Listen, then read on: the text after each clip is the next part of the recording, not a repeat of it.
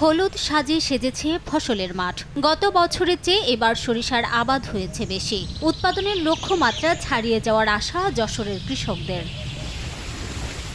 কম খরচে বেশি লাভ হওয়ায় রবি শস্য সরিষা চাষে আগ্রহ বেশি। এবছর আবহাওয়া অনুকূলে থাকায় এবং পোকামাকড়ের আক্রমণ কম হওয়ায় ফলন হয়েছে ভালো। জেলার ৮ উপজেলার ২৭,৮৬০ হেক্টর জমিতে সরিষার আবাদ হয়েছে।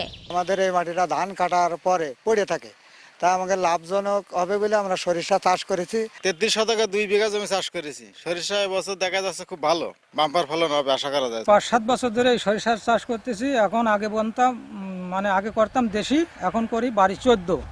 আপনাকেই বলছি, ইন্স্যুরেন্স করলে সিটিতে সুরক্ষা পাবেন নিশ্চিত।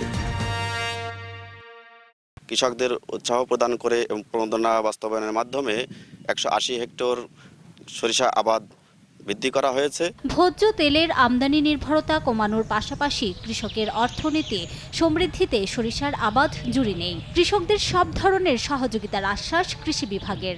মাঠ পর্যায়ে আমরা সবসময় কৃষকদের পাশে আছি, যেন কোনো ধরনের শীতের কারণে বা কোনো ধরনের রোগ পোকামাকড়ের আক্রমণ সরিষাতে না আসে। কৃষকদেরকে সহযোগিতা করছি, পরামর্শ দিয়ে যাচ্ছি।